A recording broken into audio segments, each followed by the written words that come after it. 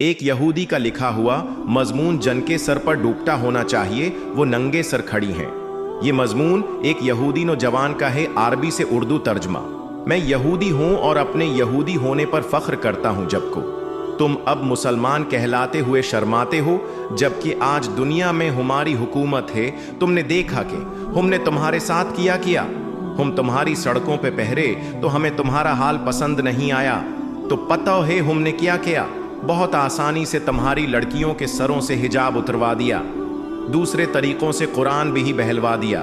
تم لوگوں کے پاس اپنا لباس بہیجا، اپنے بازاروں کو دیکھو، سارے اریاں لباس کی نمائش گاہ ہیں، اور تمہاری تہذیب کا لباس تمہارے بازاروں میں ڈھونڈے نہیں ملتا۔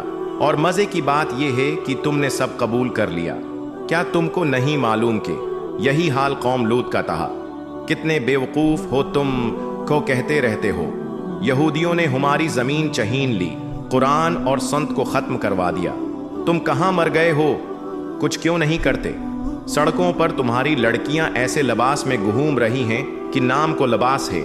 پہلے ہم نے تمہاری عورتوں کا حجاب اتارا، پھر چادریں، پھر دوپٹہ، پھر لباس چست کیا، شلواریں انچی کے، اب شلوار کی جگہ ٹائٹس پہنا دیا۔ ہم نے انہیں بازاروں راستوں میں برہنہ کر دیا، اب وہ ہمارا بنایا ہوا لباس فخر سے پہنتی ہیں، اور تمہارا لباس پہنتے ہوئے انہیں شرم آتی ہے۔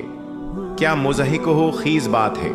تمہارا حال بہت برا ہو گیا۔ ہمیں تم لوگوں کی تعلیم میں ترقی پسند نہ آئی تو ہم نے تمہارا نصاب بدلوا دیا اور تمہارے ٹیلی ویژن کو ذلت آمیز پروگراموں اور شرمناک ڈراموں میں بدل دیا۔ تمہیں اور تمہارے علماء کو کچھ بولنے کی ضرورت نہیں، تمہارا چپ رہنا ہی بہتر ہے۔ ہم نے تمہارے نوجوانوں کو بھٹکا دیا، ایک دور تہا کہ تم ایک پاکیزہ اور غالب امت تھے، آج تم ذلت کی پستیوں میں اتر گئے ہو۔ بیچارے، ہم نے محسوس کیا کہ تم لوگوں کی زبان عربی بہت خوبصورت ہے، جس سے تم قرآن پڑھتے ہو، اور اہل جنت کی بہی یہی زبان ہوگی، تو ہم نے تمہاری زبان کو بے فائدہ ہے اور فضول قرار دیا، اور تم لوگوں نے فورا یقین کر لیا۔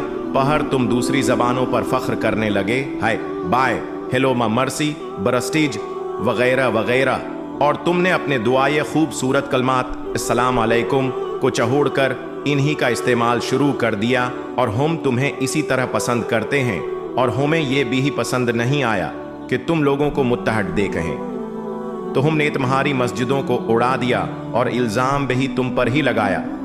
اس سے تمہارے درمیان باہمی لڑائیاں شروع ہو گئیں۔ ہم نے تمہارے دین کا گہرایا سے مطالعہ کیا اور جھوٹے فتووں کے ذریعے تمہیں تمہاری راہ سے ہٹا دیا۔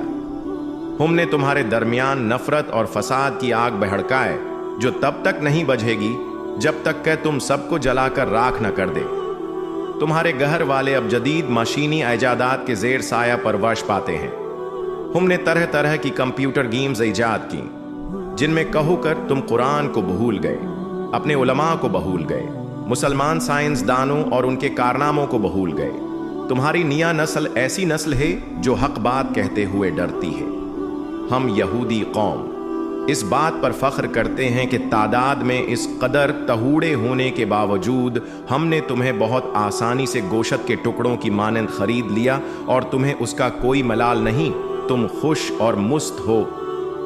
نوٹ: جہاں تک ممکن ہو مسلمانوں کی بڑی تعداد کو یہ پیغام پہنچائیں۔ تلخ صحیح لیکن ہے حقیقت۔ جزاک اللہ خیر۔